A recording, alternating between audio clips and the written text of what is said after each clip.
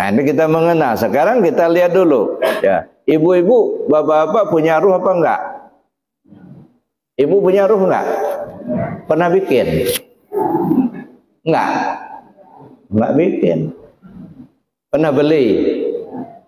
Loh, kok punya? Dari mana dapat? Dari Allah. Kapan dikasihnya? Nah, ini. Ya. Kata kita dikasih Allah. Mata melihat dikasih Allah. Pendengaran kita dikasih Allah. Hayat dikasih Allah. Itu kan bahasa untuk memudahkan paham saja. Ya. Itu istilah. Coba telusuri. Benar enggak kita dikasih Allah itu? Kapan dikasihnya? Kita bisa melihat dikasih Allah. Kapan dikasihnya? Kalau tahunnya tahun berapa? Kalau harinya hari apa? Kalau jamnya jam berapa? Nggak tahu kita. Itu kan omongan kita aja.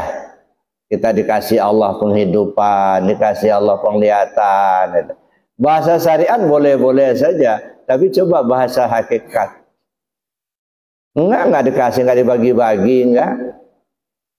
Contohnya, ini warna apa, Pak? Bu, hitam. Kalau kata Allah ini warna apa ini? Pasti hitam juga. Kok bisa sama? Karena kita tahu ini hitam, dikasih tahu sama Allah. Belum dikasih tahu sama Allah, kita nggak tahu ini warna apa ini. Kalau begitu yang berilmu siapa? Allah. Kita ini karena diberitahu sama Allah, oh ini hitam. Wa 'allama Adamal asma'a kullaha. Ya. Allah mengajarkan berbagai nama kepada Adam itu. Ini namanya hitam, ini namanya putih, ini namanya hijau, ini namanya masjid, ini namanya rumah. Itu nama-nama semua itu Allah yang ngasih tahu. Belum dikasih tahu sama Allah, kita nggak tahu nggak. Buktinya coba bayi baru lahir, coba tanya, ini warna apa jabang bayi? Yang jawab dia nggak tahu. Ada. Jadi kalau begitu yang berilmu tuh Allah berilmu, bukan kita. Cuman kita ini kadang-kadang sombong, Pak, merasa sudah tahu, saya yang berilmu, saya yang paling tahu. Nah itu Bapak Ibu. Nah sekarang kita lihat dulu ya, kalimat la ilaha illallah. Maka saya bilang tadi, kalau orang paham kalimat ini nggak bakal ditinggalkan, pasti diamalkan. Tapi kenapa nggak ngamalkan? Karena nggak paham. Yang didengarnya suara orang berzikir. La ilaha illallah. Apa terkeras zikirnya tuh? Tuhan tuh nggak tuli, nggak adanya. Itu yang sering kita dengar, ocehan begitu. Siapa pula yang ngomong Tuhan itu tuli? Kalau menisbahkan Tuhan itu tuli sama dengan makhluk, syirik malah hukumnya. Allah tidak menerima sifat itu. Sifat Allah itu basor, sama. Ya, sifat Allah itu sama, mendengar. Sifat tuli, sifat hamba, sifat kita. Ya, kita nggak dengar nggak? Ya, kita dengarnya itu kena sama. Apakah telinga kita mendengar? Enggak, bukan telinga Pak yang mendengar itu. Sama. Kenapa bukan telinga? Buktinya mayat. Mayat itu masih ada telinganya, tapi sudah nggak ngedengar lagi. Ya, buktinya mayat masih ada matanya, tapi sudah tak melihat lagi. Kemarin baru ngobrol-ngobrol saya dengan beliau itu. Sekarang udah mati dia. Ya, kemarin jalan sama-sama kami. Ya, sekarang nggak ada lagi, sudah mati dia. Kemarin masih melihat, kemarin masih mendengar, kemarin masih ngomong, sekarang udah mati, nggak bisa ngomong, nggak bisa melihat, nggak bisa mendengar. Kemana yang kemarin melihat itu? Kemana yang kemarin mendengar itu? Kemana yang kemarin bisa jalan itu? Apa kakinya yang jalan? Bukan, buktinya kakinya masih ada, nggak bisa jalan. Itu menunjukkan yang jalan bukan kaki. Yang melihat bukan mata, yang mendengar bukan telinga. Itu hanya rumah-rumahnya. Telinga kita itu rumah-rumahnya sama. Si sama ini mau nunggu rumah bagus, Pak. Kalau rumahnya bocor, berangkat dia. Maka jangan dikorek-korek terus, bocor nanti dia. Samanya pergi deh. Ya. Si basar ini menempati rumah-rumah namanya mata. Kalau matanya masih bagus, basornya nempel di situ, ada di situ. Tapi kalau matanya rusak, nggak mau dia. Ngapain nunggu rumah rusak adanya? Berangkat ya. Ini rumah-rumahnya saja. Ya, jangan sampai kita ya terpukau atau kita tertipu. Dikira mata itu yang melihat, bukan. Mata itu nggak ngelihat, nggak. Dikira telinga yang mendengar. Ya. Jadi telinga, mata, mulut, tangan, kaki itu zahir, tubuh. Nah, itu yang tubuh. Nah, tubuh ini sebenarnya tidak punya kemampuan apa-apa. Coba perhatikan tubuh kita sekarang ini, ya deh. Apa hidup tubuh kita ini? Kata kita iya. Kenapa hidup? Karena ada ruh. Coba kalau nggak ada ruh, bisa hidup nggak tubuh? Enggak. Berarti yang hidup itu siapa? Ruh itu. Ya. Sekarang kita melihat, ya deh. Ketika orang udah mati, ruhnya sudah nggak ada, sudah nggak melihat lagi. Berarti yang melihat itu bukan mata, ruhnya yang melihat. Asyhadu an la ilaha illallah, aku bersaksi tidak ada Tuhan selain Allah. Aku bersaksi. Yang bersaksi siapa? Aku. Aku itu yang mana? Nah, aku itu 3 tempat Bapak Ibu. Ya. Ada aku pada tubuh, ada aku pada ruh, ada aku pada rahasia. Ya. Kalau aku pada tubuh itu patung. Syirik, makanya syirik. Sekarang Bapak Ibu sengaja aku sholat. Nah, aku sholat itu aku yang mana? Kalau akunya di tubuh Bapak Ibu syirik, malah itu nyembah patung Bapak Ibu itu, bukan nyembah Allah, bukan. Katanya nyembah Allah, tapi akunya di tubuh itu patung yang disembah. Capek aja tunggang tunggi itu. Ada. Sengaja aku sholat, aku yang mana? Ada. Nah, kalau aku pada ruh itu aku pada sifat. Kalau aku pada rahasia itu aku pada zat. Jadi kalau aku bersaksi, berarti yang menyaksikan itu ruh kita itulah. Ya. Bukan tubuh. Kalau tubuh nggak pernah ketemu Allah, enggak. Yang pernah ketemu Allah itu ruh kita itulah. Jadi kalau dia mengatakan aku bersaksi tidak ada Tuhan selain Allah, yang ngomong itu ruh, sifat pada Allah. Ya. Nyawa pada kita. Yang disaksikannya siapa? Adanya Allah. Yang jadi saksi siapa? Ini tubuh kita ini yang jadi saksi. Nah, ini tubuh kita jadi saksi. Kenapa tubuh jadi saksi? Karena mulut yang ngomong, telinga yang ngedengar. Maka disebutlah tubuh menjadi saksi. Ya, yang mengaku itu ruh, ya, yang menyaksikan itu ruh, yang disaksikannya adanya Allah. Maka dia bilang, aku bersaksi tidak ada Tuhan selain Allah. Kenapa dia bersaksi? Karena dia tahu. Maka dikalimatkan asyhadu alla ilaha illallah, itu kalimat. Kalimat karena dia tahu. Apakah kalau tidak nyebut kalimat dia tidak bersaksi? Enggak. Tetap saja dia bersaksi. Contohnya begini, ini meja. Saya tahu persis ini meja. Kalau saya kalimatkan, saya melihat meja. Itu kalimat penglihatan saya. Sekarang apa? Kalau saya tidak ucap kalimat itu apa? Saya nggak melihat. Tetap melihat, tetap tahu saya ini meja. Kenapa? Karena saya mengerti ini meja. Jadi walaupun saya nggak sebut saya melihat meja, nggak usah saya sebut. Tapi saya tahu saya melihat meja. Ya, jadi kalau saya katakan saya melihat meja, pasti benar. Kenapa benar?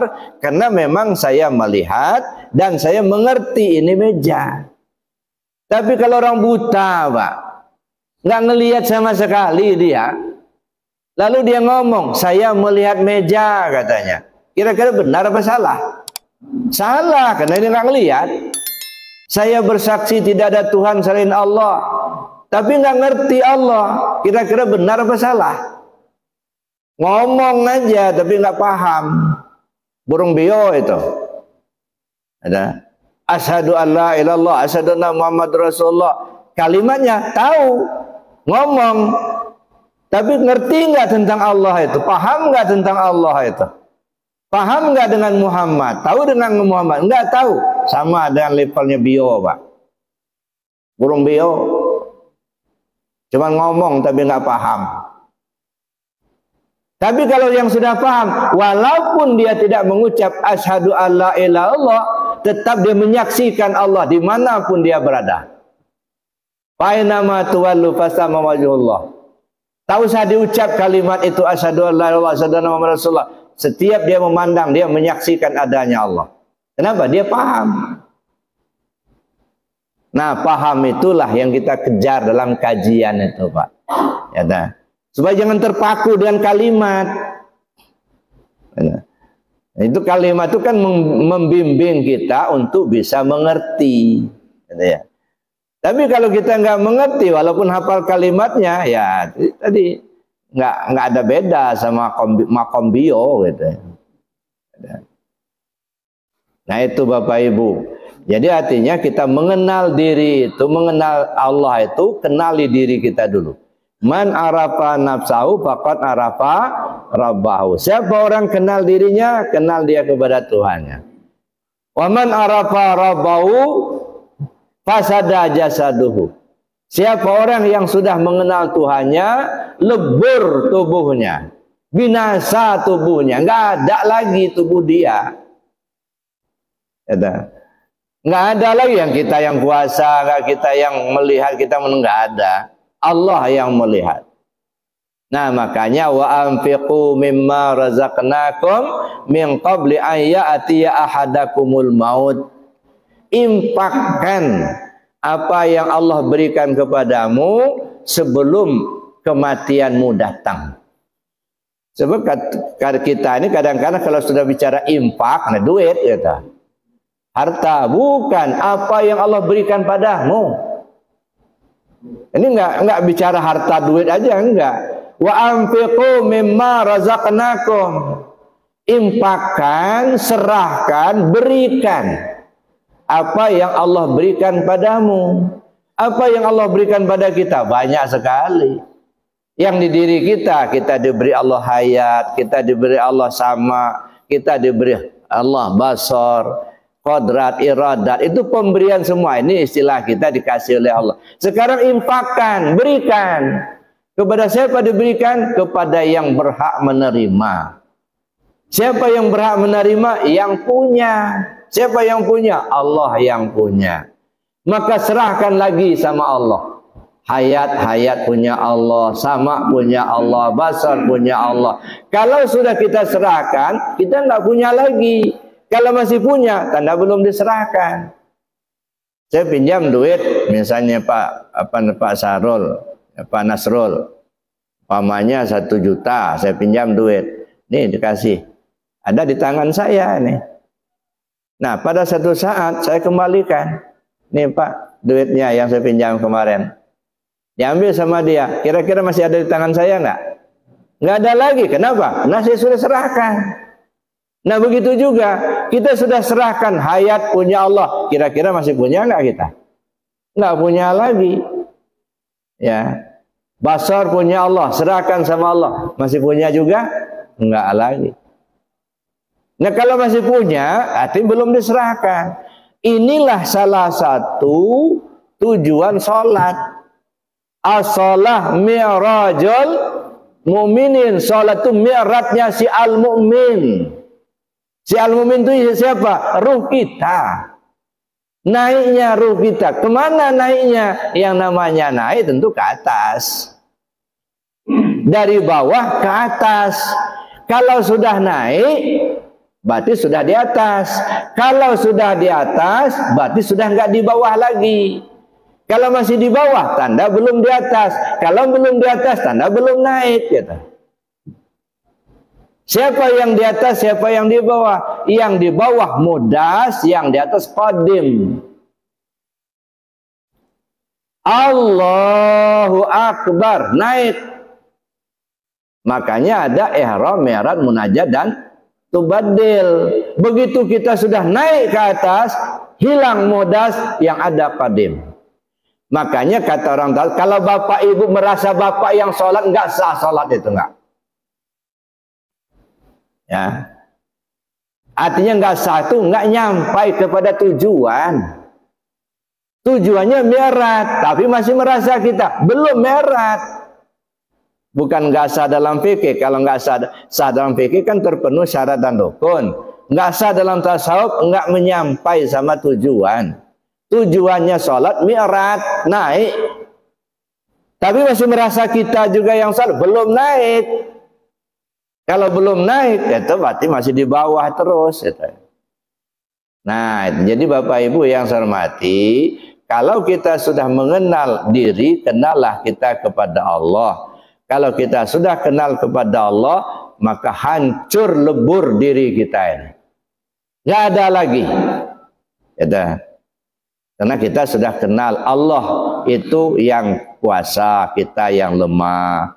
Allah yang melihat, kita yang buta. Allah yang mendengar, kita yang tuli. Allah yang berilmu, kita yang bodoh. Kan gitu. Nah, makanya kita ya mengkaji diri supaya kita kenal kepada Allah. Tapi kan Allah itu nggak bisa ditunjuk dengan tangan, Pak. Nggak bisa. Apa yang dilihat oleh matamu itu bukan Allah. Sebab Allah itu laisa kamitsli syai'un. Kita ini alam, ya, alam. Ya, tapi alam ini tidak berdiri sendiri, Pak. Ya. Tidak berdiri sendiri. Yang berdiri sendiri cuma Allah. Qiyamu ta'ala binafsihi. Nah, kita tidak berdiri sendiri. Nah, bagaimana tidak berdiri sendirinya? Nanti kita kaji bulan depan. Baik Bapak Ibu, kena waktu ya, silakan kalau ada yang mau tanya dulu lah. Ya.